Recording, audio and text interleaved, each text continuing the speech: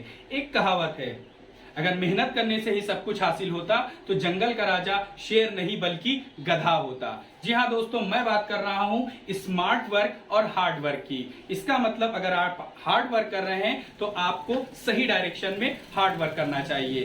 तो आज हम पढ़ने जा रहे हैं कि किस तरीके से स्मार्ट वर्क के थ्रू हम बिना पेन चलाए नंबर का एलसीएम फाइंड आउट करें। तो बोर्ड पर जैसा कि हम देख रहे हैं कि कुछ नंबर्स लिखे हुए हैं, बिना पेन चलाए 2-4 सेकेंड के अंदर ही हम इनका एलसीएम फाइंड आउट करेंगे। आपको फैक्टर मेथड पे बिल्कुल नहीं जाना है, जो कि ये आपने पढ़ रखा है, ये बहुत ही ज्यादा टाइम टेकिंग है, हम इसकी बात बिल्कुल नहीं करेंगे। तो चलिए दोस्तों देखते हैं कि किस तरीके से बिना पेन चलाए हम एलसीएम फाइंड आउट कर लेते हैं। हमारे सामने कुछ नंबर लिखे हुए हैं, जैसे कि हम इस नंबर की बात करें तो यहाँ लिखा हुआ है 12, 24 और 72। तो एलसीएम फाइंड आउट करने के लिए जो भी नंबर गिवन है उसमें का हम सबसे बड़ा नंबर उठाते हैं। तो यहाँ पर सबसे बड़ा नंबर है 72।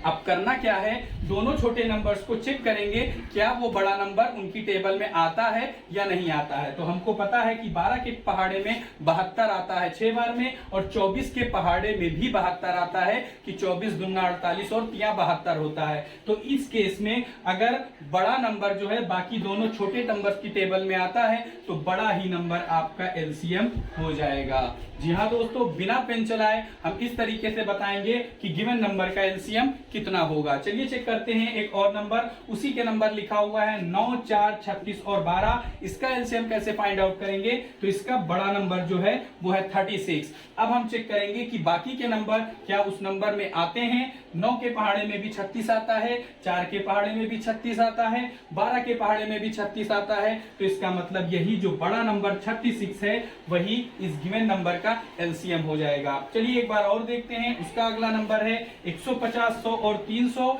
इसमें हमने उठाया सबसे बड़ा नंबर 300 है।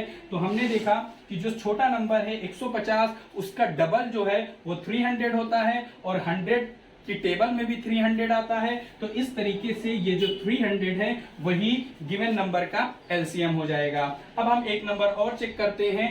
इस नंबर में 15, 20 और 10 में जो सबसे बड़ा नंबर है वो है हमारा 20। अब हम चेक करते हैं क्या छोटा नंबर इस टेबल में आता है। तो 10 के पहाड़े में 20 आता है, लेकिन 15 के पहाड़े में 20 नहीं आता। मामला यहीं पर फंस गया। तो इसको कैसे करना है, जी हाँ बिल्कुल घबराइएगा नहीं। इसको हम फाइंड आउट करने के लिए बस थोड़ा सा माइंड खोलेंगे।